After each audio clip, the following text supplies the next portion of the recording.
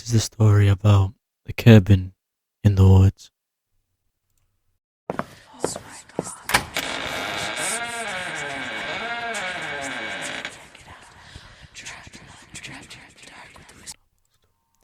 It was winter season.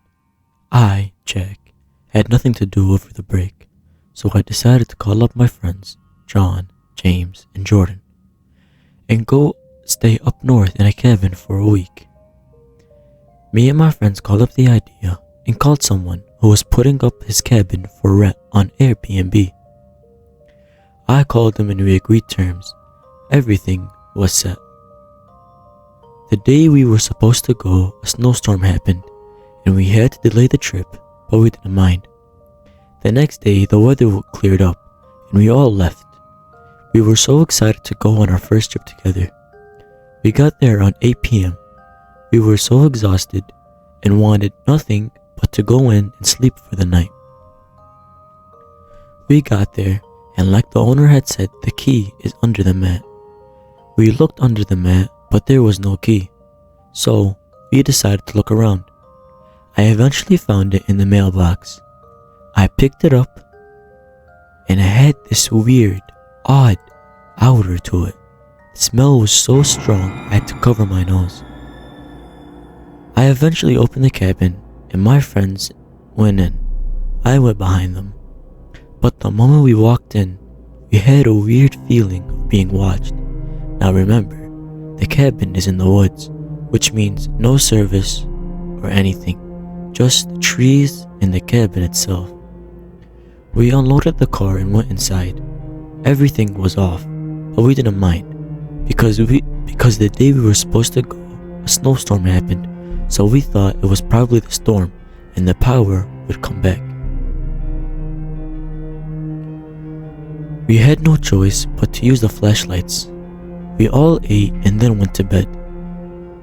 Around 2 a.m., Jordan woke up to a sound in the living room. He went to the living room, and since there was no power and he forgot his flashlight on his bed, he seen a dark, tall figure. And he thought it was one of us, or maybe me. He called my name, no answer. He called James, no answer. He called John, no answer.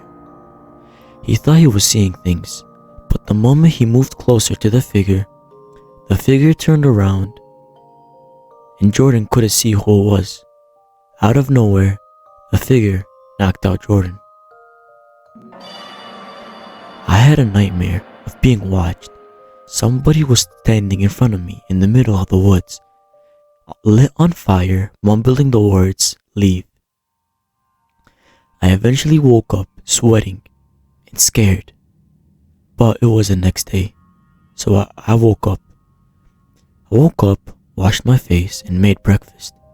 I went outside to grab my charger from the car, but the moment I stepped outside, I seen footprints leading from the car to the doorstep. It was at least more than 10 toes from what I seen. I got scared and looked around, but I didn't see nobody. So I decided to brush it off and go back inside, ignoring my charger. My friends eventually woke up and we all ate breakfast. And Jordan, who woke up at night, said, "Hey guys, were any of you up around 2?" We all nodded our heads no. We were asleep. He continued saying, "I woke up around 2 and heard a noise in the living room. I went to check who it is, but when I got there, all I seen was a tall, dark figure. I thought it was one of you guys, so I called your names, but no answer. The moment I got closer, I just remembered the figure looking back at me, and I woke up in my bed with a headache." We all thought he was joking, but he had a serious look. We all went silent. I said, "When I woke up, I went outside to grab my charger, but I seen fresh footprints from the car to the doorstep." Again, they thought I was joking, but the faces on my face and Jordan's face, they knew it was serious.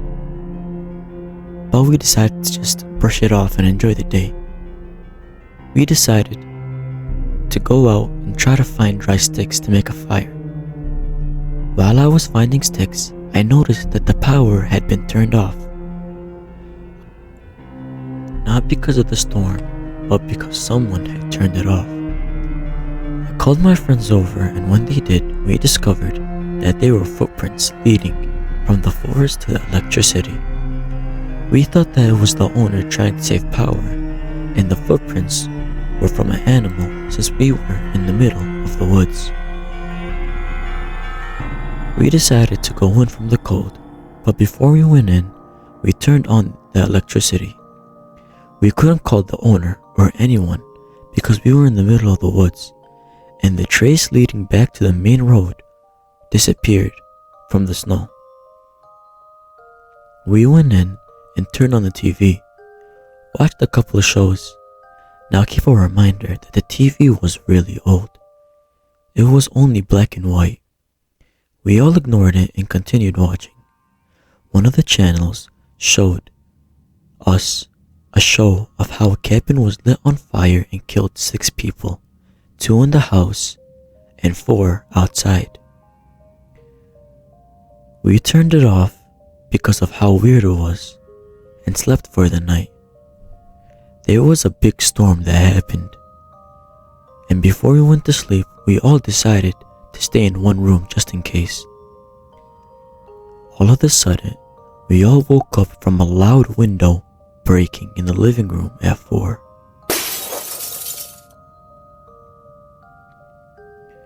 We all instantly got up and went to see what had happened.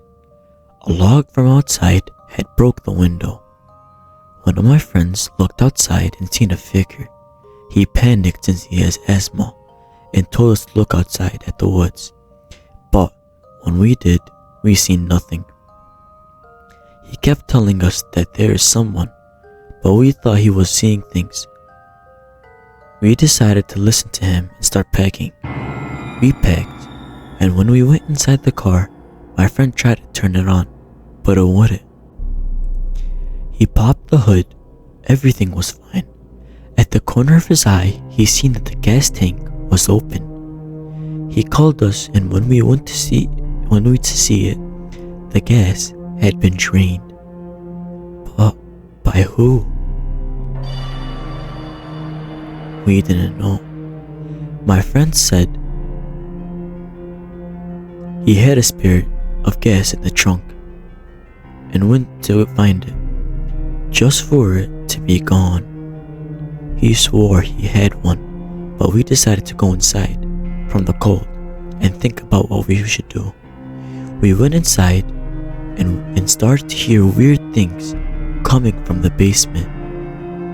But there was no basement. John has good ears and followed the noise to the room that Jordan slept in, the one who woke up in the middle of the night, the one who woke up with a headache. The sound was so loud. John told us to flip the bed, so we did. And what we found? We found a cellar. We were all scared, but we decided to open it and go down one by one. We got down there. There was a bad smell, old stuff, and water dripping. We all agreed to go upstairs. As we were going, something caught my eye, a door behind the stairs. I called my friends and we followed it and opened the door. There was nothing but old stuff. At the center was a box. I picked it up and we all went upstairs and closed the cellar. We opened the box to find a recorder next to it with a tape. We put it in and all we heard was fire. People screaming. And somebody whispering. We all got scared and turned it off, but it was too late. The cellar opened by itself with a loud bang. James was scared. He inhaled his inhaler.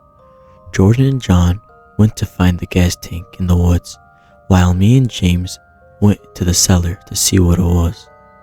We heard our friends come back screaming. Me and James went upstairs. They looked scared. They told us that they seen a 1950s car upside down with bones inside it. We didn't even talk much. We fueled the car, and before we left, James forgot his inhaler. I immediately ran back into his room to grab it. Before I left, I seen the cellar open a little, and a face looking at me.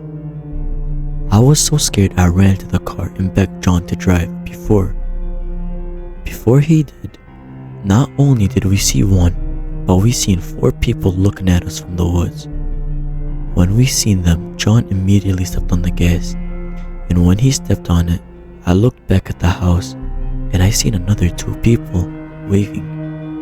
We never been this scared in our lives. John found the way back to the main road, and we left in a hurry. On the way back, we were silent. We were too terrified to even say anything. We kept everything to ourselves. I told him I seen 2 people waving goodbye to us. James said he seen it too. Once we got back to the town, we called the owner, but the owner's service wasn't available. It said this number you had dialed does not exist. We were terrified. We went on maps and searched up the cabin, just to find out that the same cabin we stayed in was lit on fire on accident in the 1950s and killed 6 people. Two were trapped in the house and 4 were outside on fire.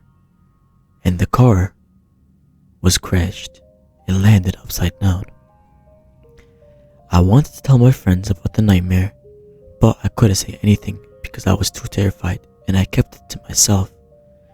We were all silent. Turned out that the cabin no longer existed.